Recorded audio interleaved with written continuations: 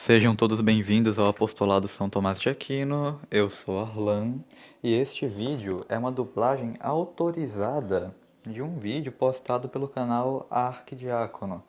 Este não é o nome do canal em sua pronúncia francesa, mas eu estou abrasileirando, certo? E o vídeo original vai estar na descrição, assim como também o artigo original. E não se preocupe quanto à questão de citações ao longo desse vídeo, que vão estar aparecendo em francês, porque a grande maioria delas, ou todas, vão estar sendo traduzidas pelo nosso artigo no nosso blog, que vai ser a tradução, também autorizada, do artigo do Arquidiácono.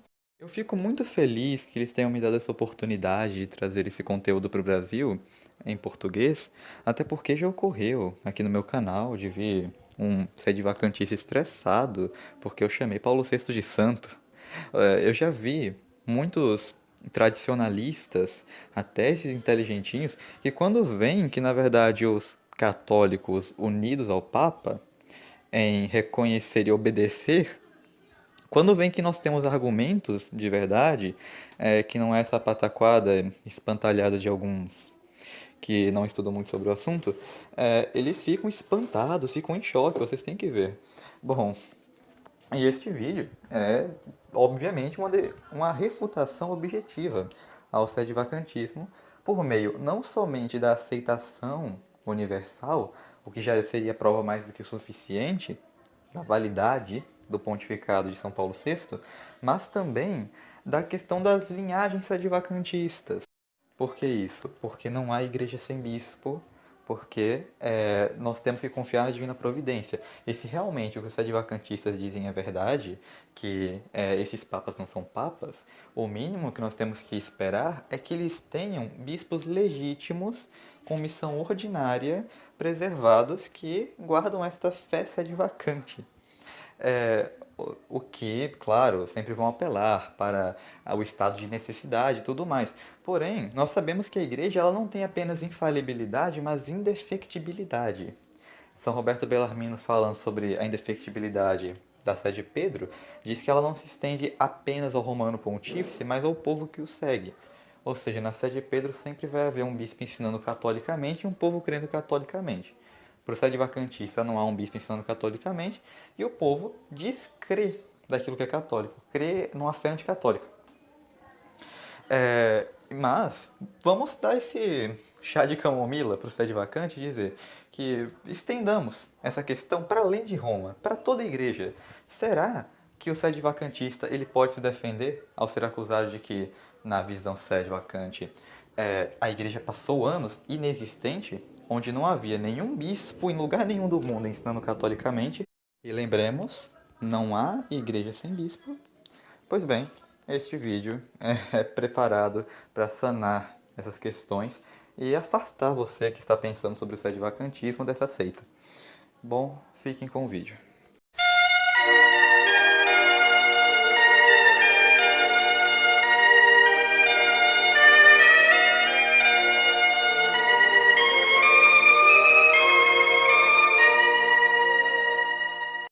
Olá a todos e sejam bem-vindos a este vídeo. Há muito tempo as pessoas questionam a legitimidade de São Paulo VI e do Vaticano II e adotam a posição sede-vacantista. Mas, de acordo com a Igreja Católica, é impossível espalhar um obscurecimento geral sobre as verdades de fé, de acordo com o Victoriam Fidei. Portanto, é impossível que os bispos possam acreditar, aprovar e ensinar doutrinas heréticas, porque o encargo de governar os fiéis, na verdade, recai sobre eles. Porque uma igreja sem bispo não pode ser igreja católica.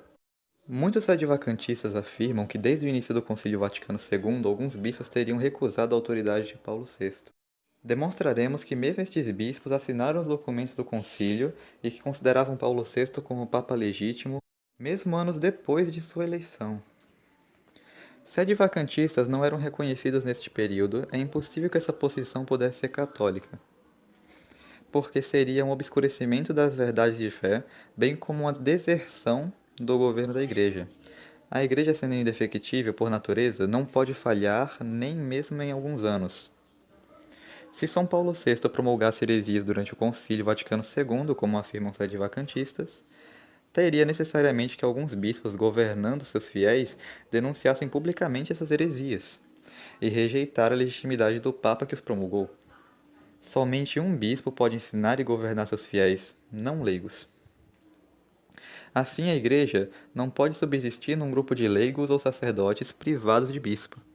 Sem bispo, para ensinar a verdadeira fé, teria ocorrido um obscurecimento geral de verdades de fé definidas, e todos os bispos teriam acreditado e professado erros e vinculado seus fiéis a eles. E é óbvio, portanto, que a Igreja teria então falhado em sua missão de guardar o depósito da fé, o que sempre fez sem interrupção, mesmo durante a pior crise, quando ainda haviam bispos católicos para garanti-lo. Neste vídeo demonstraremos que mesmo bispos suspeitos de incidência assinaram documentos do concílio após a promulgação por Paulo VI durante algumas sessões públicas, fundando em atos do concílio a Acta Sinodalia, provando assim que foram submetidos a São Paulo VI e a seus ensinamentos. Observe que um bispo, reconhecendo o Papa e até a autoridade do concílio, que tem boas relações com os sedivacantistas, não é um contraexemplo. Importaria se esses bispos realmente adotassem sua posição, recusando o concílio e a legitimidade dos papas. Por meio disso que o depósito da fé seria preservado contra um antipapa herético, mas isso não aconteceu. Antes, responderemos à objeção que diz que as assinaturas dos documentos do concílio seriam apenas atestado de presença de votação. O arcebispo Lefebvre fingiu retrospectivamente sobre suas assinaturas na Dignitatis Humanae. Errado, porque documentos manuscritos mostram que houve assinatura por procuração, o que é impossível para um certificado de presença. Além disso, como explicou o padre Brian Harrison, as regras do concílio proibiam qualquer voto por procuração ou delegação, permitindo por procuração apenas assinaturas do documento oficial aprovado pelo Papa. Não podia ser nenhum voto nem um certificado de presença, mas a anuência oficial ao documento. Pode-se ver também que, nos sumários dos atos do concílio, as assinaturas dos padres conciliares estão acima das assinaturas por procuração, sendo estes últimos incluídos entre os primeiros nos últimos resumos. Pode-se ver também a assinatura por procuração do bispo de Grimaldi, procurador do arcebispo Lefebvre, na ata 417. No resumo da ata 2ª, 6, note também, após a promulgação de dois documentos duas vezes no mesmo dia, alguns bispos assinaram apenas uma vez enquanto estiveram presentes em ambas, como o arcebispo Tuque. Dom Tícia de Malherais, biógrafo autorizado do arcebispo Lefebvre, assumiu que Lefebvre pode ter confundido o voto e assinatura da promulgação final do documento final em união com o Papa. Os atos do concílio, portanto, dizem respeito verdadeiramente à promulgação final dos documentos, não a um voto. Não se trata de votos que eram secretos. E também não se pode pensar que seja apenas um certificado de presença.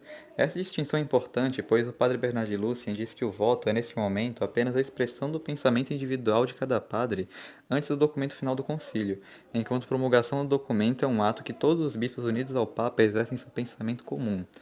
O padre Harrison também responde que antes da assinatura do Papa, os documentos foram submetidos à livre avaliação dos bispos, mas que depois disso o documento foi solenemente aprovado pelo magistério de Paulo VI. Assim, neste momento, significa submeter-se seu julgamento ao Papa, reconhecer sua legitimidade e a legitimidade do concílio, unidos por ele a todos os bispos do mundo. Devemos também dar explicações sobre os bispos consagrados após a morte de Pio XII. Estes certamente não podem ser usados como contraexemplos à aceitação universal, no que tange a São Paulo VI e ao Concílio Vaticano II. Afinal, o Concílio de Trento declara infalivelmente que os bispos ilegítimos consagrados ou enviados por uma autoridade não canônica não são legítimos pastores da palavra e dos sacramentos. E claro, de acordo com a lógica sede-vacantista, esses bispos não foram enviados por um papa, mas por um chamado antipapa, por uma autoridade não canônica. Da mesma forma, o Papa Pio XII ensinou que um bispo não aprovado pelo Papa não possui nenhum poder de magistério ou jurisdição. Portanto, estes não têm o poder de ensinar ou governar ninguém. Além disso, em 1951, ele aprovou um decreto dizendo que qualquer bispo que consagrasse outro bispo sem aprovação do Papa seria ambos excomungados, mesmo que coagidos por um medo grave. Mas esses bispos nem mesmo consagraram ou foram consagrados sobre um medo grave, mas apenas por mandato de São João XXIII, que para os sede-vacantistas é um antipapa. Esses são, portanto, automaticamente eliminados. Eles não podem provar que a aceitação universal não aconteceu.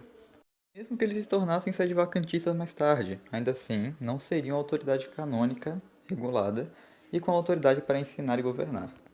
E respondendo aos mais obstinados que negarem esses princípios da doutrina católica tradicional, provando que esses bispos não são exploráveis de qualquer maneira, então vamos ao grande número de bispos conservadores que os sede-vacantistas mostram como relacionados ao sede-vacantismo. Comecemos pelo cardeal Ottaviani. Alfredo Ottaviani foi nomeado cardeal por Pio XII em 1953 e consagrado por São João XXIII em 1962. Morreu em 3 de agosto de 1979, menos de um ano antes que o sede-vacantismo fosse reconhecido por qualquer bispo. Em 1959, foi nomeado secretário do Santo Ofício por João XXIII até 1968. E claro, o cardeal Ottaviani era um grande cardeal que agia contra os erros modernistas. E diferente do que alguns podem pensar, isso nunca foi impedimento para que ele assinasse os documentos do concílio. Nem mesmo foi impedimento para estar em comunhão com João XXIII e Paulo VI, e até mesmo queixou-se de detratores que desviavam suas palavras. Ele inclusive trabalhou por uma interpretação legítima do Concílio Vaticano II, em carta à congregação dada em 24 de julho de 1966, destinada aos presidentes das conferências episcopais. Em 1969, ele apresentou ao Papa o Breve Exame Crítico ao Novus Ordo, que foi escrito principalmente pelo padre Gerard Deslauriers, criador do sede-privacionismo. E claro, isso não prova que ele tenha negado a legitimidade do Papa Paulo VI. Na verdade, vamos justamente na contramão. Por que pedir explicações a um Papa se ele não o considerava como Papa, mas como impostor? De qualquer forma, Dom Rifan, aqui do Brasil, após explicar que a crítica não era sobre a versão final do rito, lembrou também que o cardeal Ottaviani ficou satisfeito com as explicações de Paulo VI, e que também lamentava que alguns publicassem sua carta sem qualquer autorização. Passamos então ao caso do bispo Lefebvre. Dom Lefebvre foi consagrado em 1947. O Papa Pio XII o nomeou arcebispo de Dakar desde 1955. Ele renunciou ao cargo em 1959, sendo então nomeado arcebispo de Tule em 1962, pelo Papa João XXIII. No mesmo ano, renunciou ao seu cargo para ser nomeado para sé titular de Sinada e tornando-se superior geral da Congregação do Espírito Santo. Se João XXIII fosse um antipapa, então a nomeação do arcebispo Marcel Lefebvre teria adquirido uma jurisdição ordinária e ilegítima desde então. Além disso, Monsenhor Lefebvre participou das 4 sessões do Concílio Vaticano II. No início de 1964, após o encerramento da segunda sessão, ele demonstrou certamente que reconhecia a autoridade de Paulo VI, bem claro como também a autoridade do Concílio Vaticano II, com a qual estava muito satisfeito. De fato, em sua carta aos Espiritanos, ele elogiou São Paulo VI e se regozijou por ele ser Papa. Em 1965, entre a terceira e a quarta sessão, escreveu em um artigo, em Itinerárias, que o concílio estava unido a Pedro. Explicou também que a colegialidade da Constituição Lumen Gentium salvaguardaria a estrutura monárquica da Igreja, defendendo assim a sua ortodoxia, quer dizer, a ortodoxia da Constituição.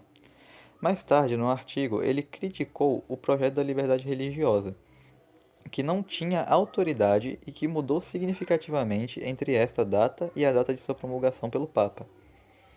Portanto, essa crítica a esse documento não pode ser a prova de uma recusa de obediência a Paulo VI aos documentos do Concílio.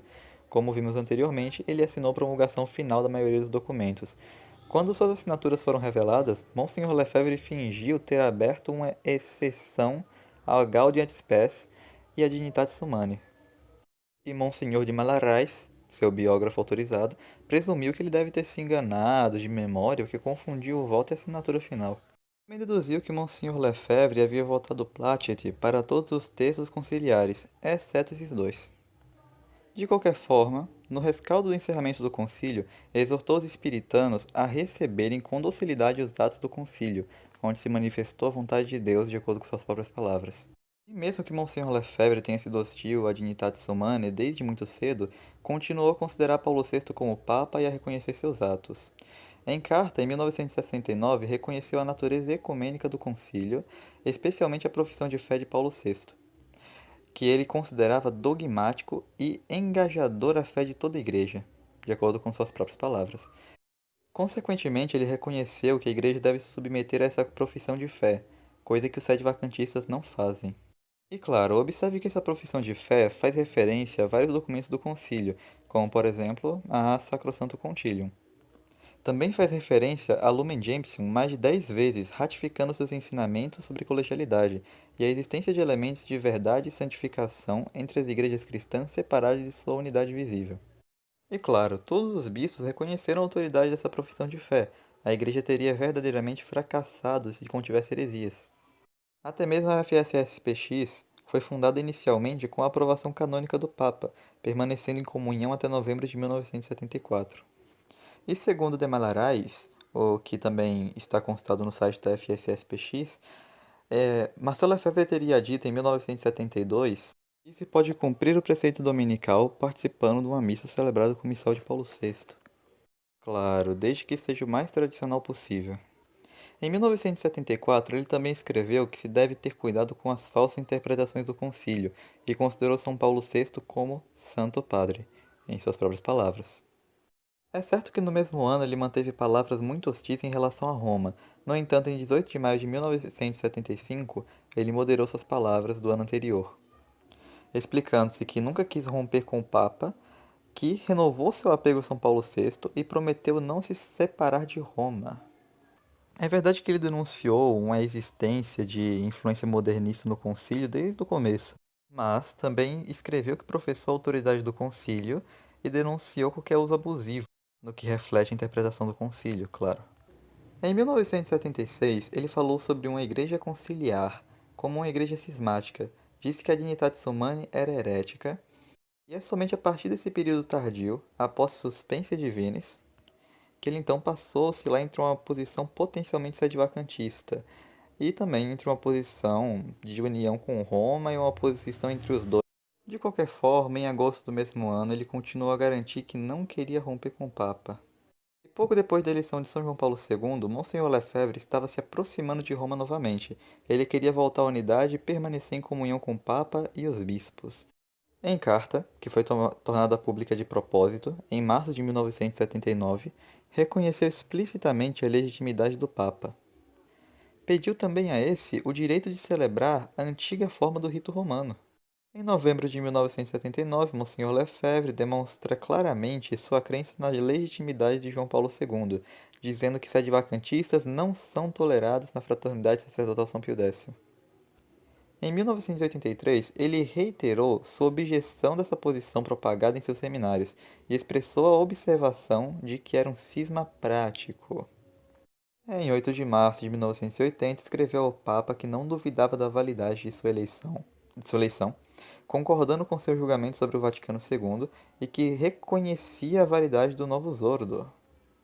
Também, de acordo com suas próprias palavras, ele queria pertencer ao governo do Papa e não governar sedevacantistas. Portanto, os sedevacantes não podem se basear neste bispo contra a aceitação pacífica universal. E como explicou Pio XII, aqueles que estão divididos na fé e no governo não podem viver na unidade de tal corpo, ou seja, no corpo místico de Cristo. Concluindo aqui, também falaremos sobre Dom Antônio de Castro Maier, que foi consagrado em 1948 e foi bispo de Campos até 1981. Renunciou ao cargo pedindo autorização ao Papa, alguns meses antes de sair o primeiro bispo sedevacantista, de passar a ter um bispo sedevacantista verdadeiramente no mundo. De qualquer forma, ele também participou de 4 sessões do concílio.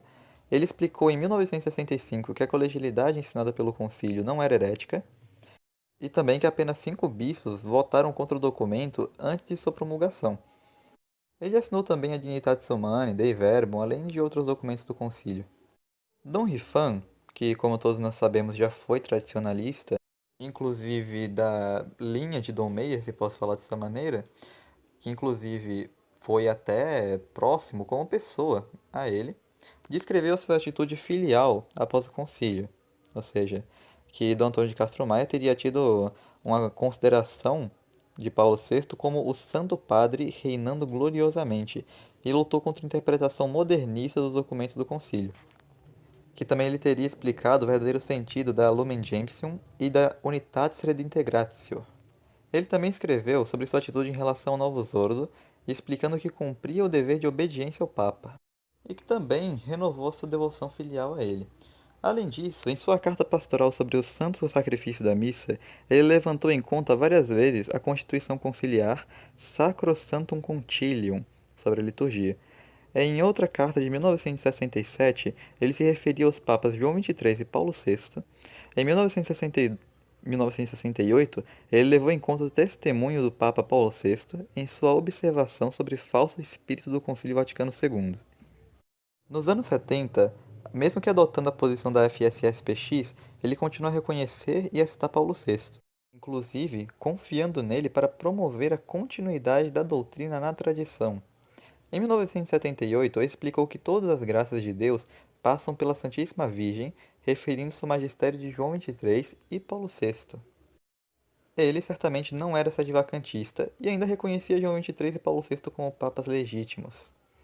Ainda que nós considerarmos que ele foi hostil a várias reformas desses últimos papas, de qualquer forma, ele considerava seus atos como sendo vinculativos.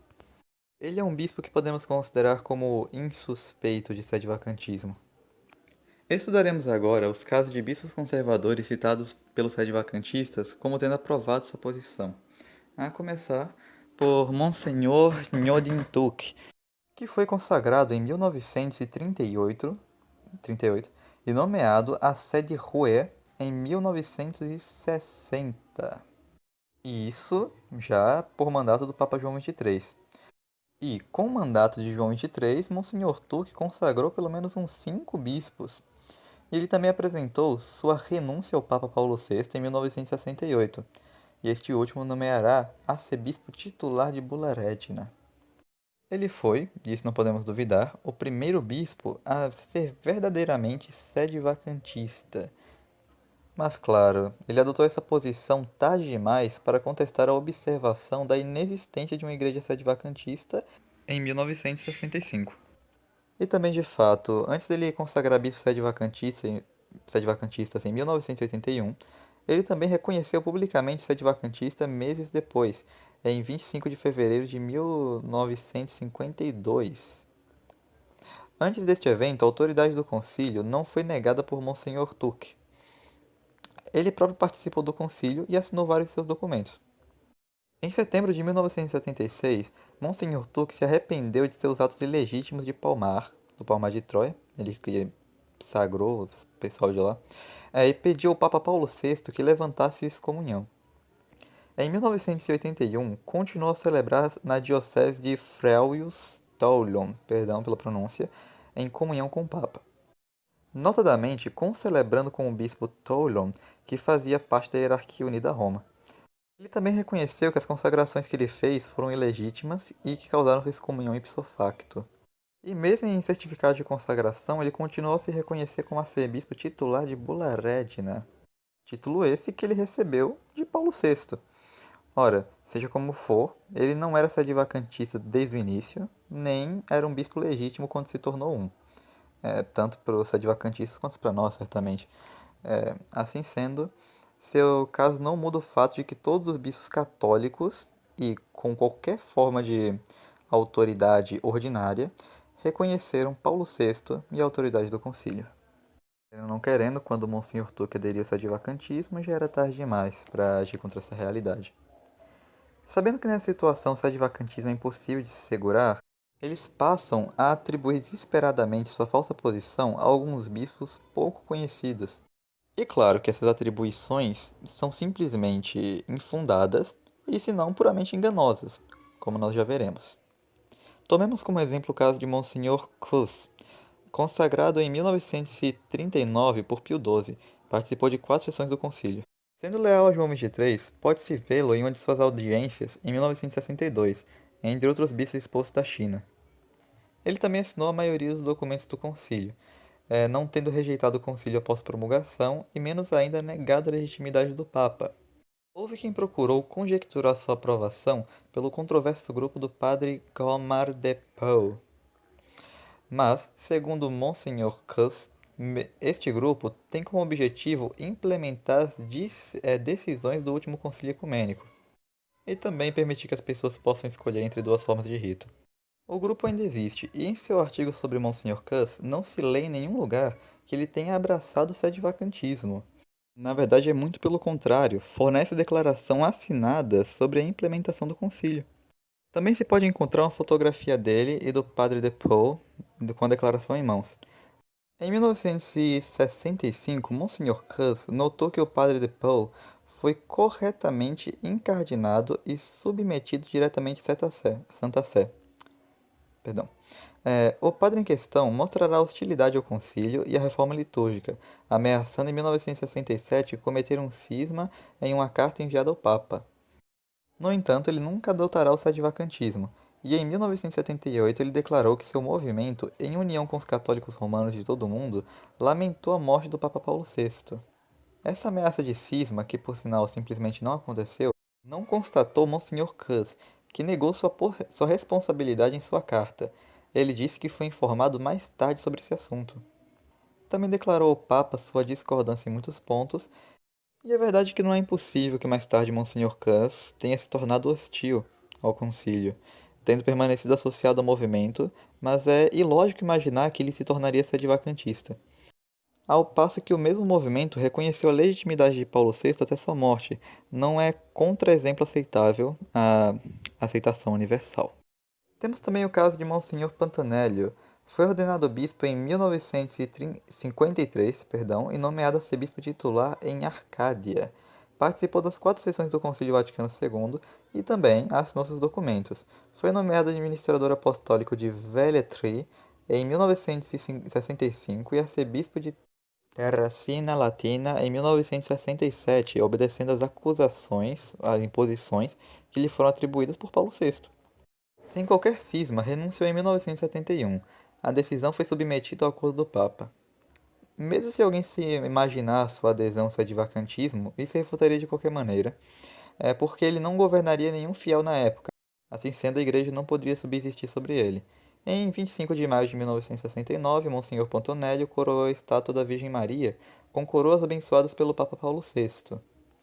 Ele também co-consagrou Monsenhor Calabrese com os bispos em comunhão com Paulo VI, após a reforma do rito de consagração de 1968, justamente. E é este mesmo rito que é julgado pelos sedivacantistas como simplesmente inválido. Seria absurdo que Monsenhor Pontonelli teria apoiado o sedivacantismo. Quase 10 anos depois, em 1978, dirigiu uma petição ao Vaticano fingindo falta de seriedade do Papa em relação ao comunismo. Ou seja, dizendo que o Papa estaria agindo com falta de seriedade em relação ao comunismo.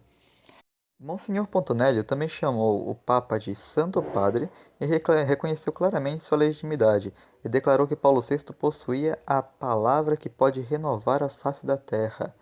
Não é porque um bispo denuncia problemas na igreja que duvida da legitimidade de um Papa, correto? Bom, de qualquer forma, Monsenhor Pontonelli claramente não é uma prova contra a aceitação universal. Bem, os adventistas também vão usar Monsenhor Shang Tzuhuan, consagrado em 1941. Assim como os bispos acima já mencionados, ele também participou de 4 sessões do concílio. Em 1970, consagrou um altar para as celebrações da missa de Paulo VI, e isso prova que ele reconheceu sua validade, ou seja, a validade da missa. No mesmo ano, teve relações públicas com um cardeal em união com a hierarquia de Paulo VI. Também reconheceu a legitimidade de João Paulo II, como demonstra essa imagem, onde ele atende a uma de suas audiências. Assim sendo, nada prova que ele tenha sido sedevacantista durante o período do concílio.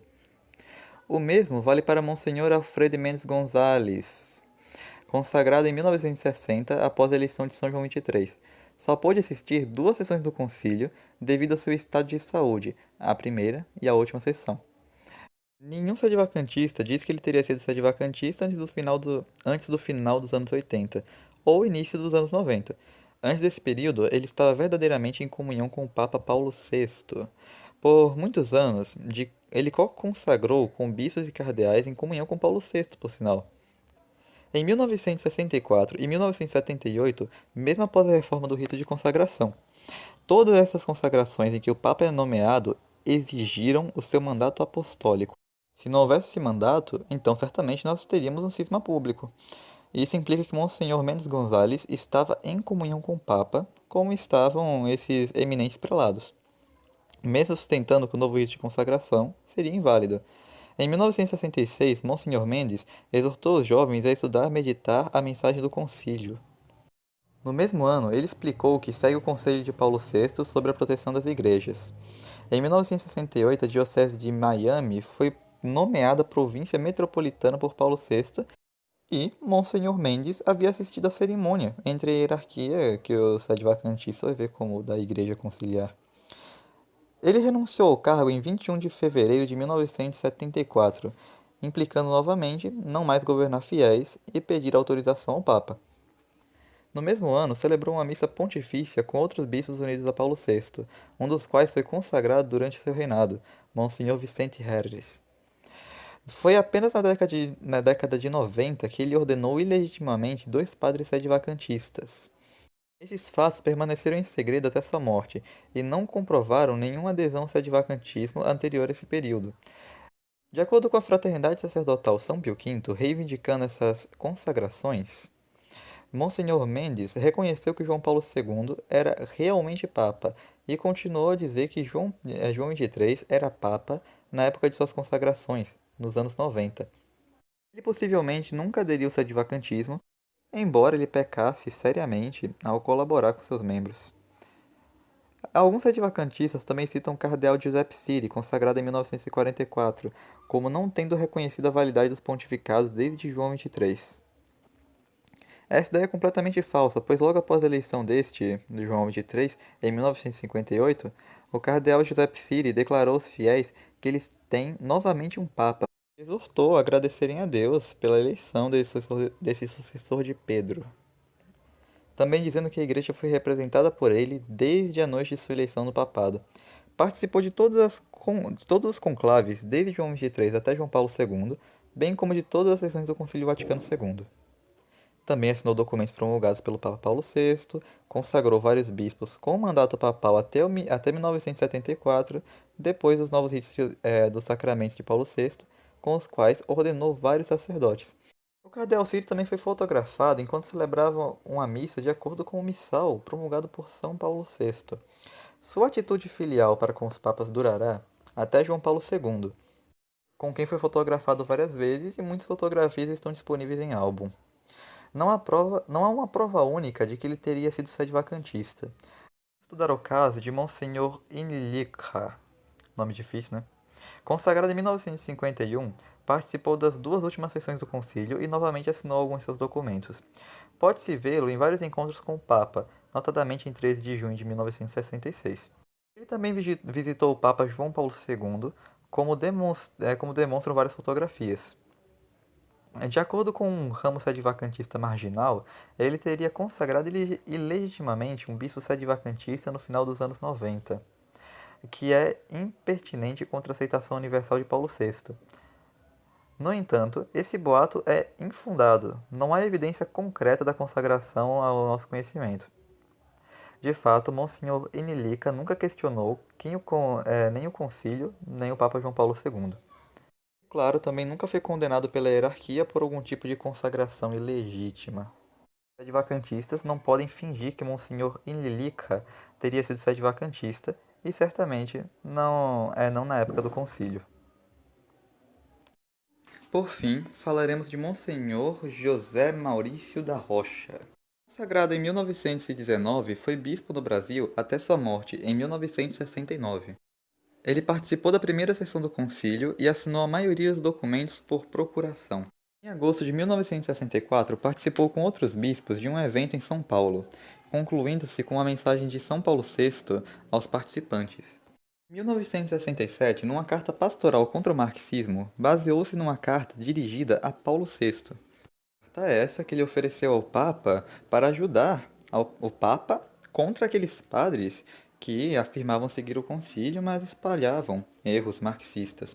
E em meados de 1968, Monsenhor da Rocha assinou uma petição filial dirigida a Paulo VI, implorando-lhe que agisse contra o comunismo. Consequentemente, os sedivacantistas não podem usá-lo como argumento para sua posição. Podemos ver, nenhum dos chamados bispos candidatos ao sedivacantismo adotou essa crença na época do concílio. Na verdade, podemos até dizer que todos aderiram aos documentos no início do concílio, Significa então dizer que a Igreja Católica, que depende de seus pastores, universalmente reconhecido o Papa São Paulo VI, e sendo indefectível, ligou-se ao verdadeiro Papa legítimo, vigário de Cristo na Terra. Observar os fatos contidos nesse vídeo, enquanto ainda afirma que houve uma vacância na sede de Pedro durante esse período, é uma pura blasfêmia, um insulto à promessa de Cristo e à realidade da doutrina católica tradicional. Porque então, deveria-se concluir que a Igreja tem sido completamente obscurecida. Todos os exemplos de bispos, às vezes muito pouco conhecidos, que teriam negado a autoridade do concílio e até abraçado o sedivacantismo, não passam pela análise rigorosa das assinaturas da acta, de sua biografia, ordenações e consagrações, arquivos de jornais que provam sempre o contrário. Se a verdadeira Igreja de Cristo fosse aquela que reivindicam os sedivacantistas, ela simplesmente teria deixado de existir durante esse período. Presumivelmente também, as portas do inferno teriam prevalecido completamente contra seus pastores, o que contradiz fundamentalmente a fé católica. Este vídeo já acabou. Agora convidamos você a se inscrever no canal e dar um joinha abaixo do vídeo se você gostou.